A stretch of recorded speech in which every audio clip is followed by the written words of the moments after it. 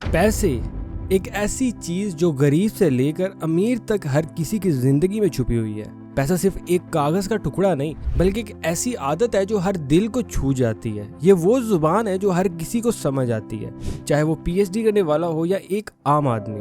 पैसे ने ही इंसानों को जंगल में रहने वालों से उन ऊंची ऊंची इमारतों में बसने वाला और तेज रफ्तार गाड़ियों में सफर करने वाला बनाया।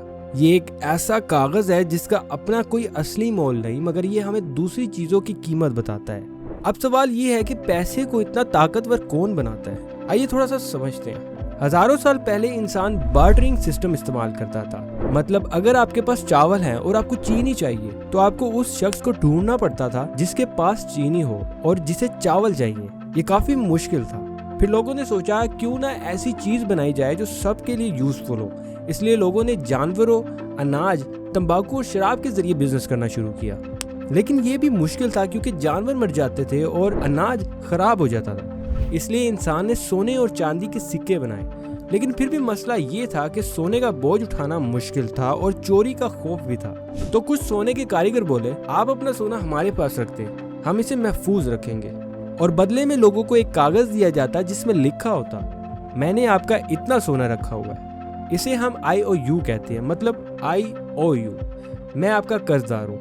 लोगों को ये तरीका बहुत पसंद आया और आहिस्ता आहिस्ता सोना वापस लेने की बजाय वो रिसिप्ट ही आपस में चलाने लगे। क्यों? क्योंकि सबको यकीन था रेसिप्ट है तो सोना जरूर होगा। लेकिन फिर सोना रखने वालों ने गेम चलाई। उन्होंने शुरू कर दिया झूठी रिसिप्ट्स बनाना बिना असल सोने के। ये था दुनिया का सबसे बड़ा कानूनी फ्रॉड जो आज तक चल रहा है।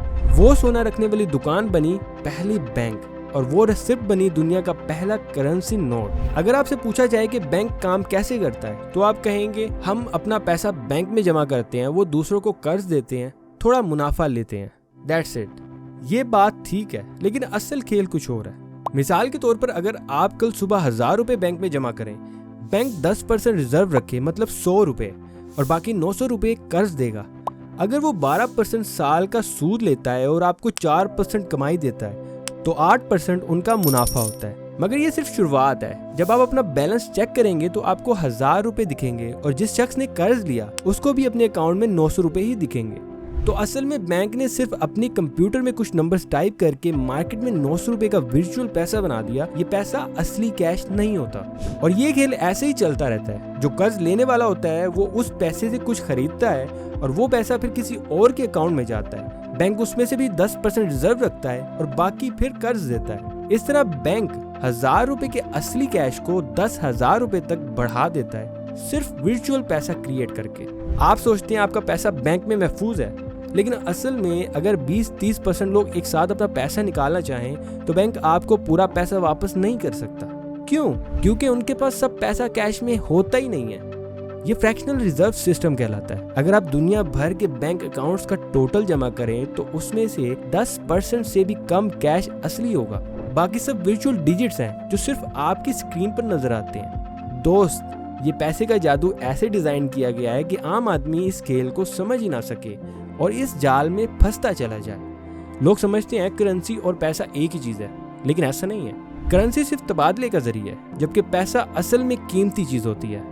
वो 1000 रुपए के नोट के गुच्छे जो आपके पास हैं, अगर हुकूमत कभी मना कर दे तो वो बस कागज बन जाएंगे। मगर आपके घर में पड़ा हुआ सोना या सोने का सिक्का हमेशा अपनी कीमत रखेगा। जो इन्फ्लुएंसर्स आपको कहते हैं गोल्ड बॉन्ड्स लो, डिजिटल गोल्ड लो, उनसे अलग में मैं ये कहूँगा असली सोना भी लो। क्यों? क्योंकि जिंदगी के कुछ फैसले टैक्स के हिसाब से नहीं होते। जहां आपके पास 500,000 करोड़ नहीं होते वहां 2 से 4% टैक्स की फिक्र कैसी? और असली चीजें जैसे सोना ही ऐसे वक्त में काम आता है जब पूरा सिस्टम डाउन हो जाए। जैसे पैंडेमिक में कोई अपने सोने का सर्टिफिकेट लेकर साल भर का राशन नहीं खरीद सकता, मगर थोड़ा सोना घर में रखा हो तो साल भर गुजारा हो जाता है। ये कागज सिर्फ भरोसा है और आज की दुनिया सिर्फ भरोसे पर चल रही है। इस चैनल पर इस वीडियो को काफी टाइम बाद अपलोड किया गया है। उम्मीद करता हूँ कि आप इस वीडियो को पसंद करेंगे और आने वाली वीडियोस को देखने के लिए बेताब रहेंगे। मैं आपके प्यार का बहुत शुक्रगुजार हूँ। मिलते हैं अब अगली वीडियो में।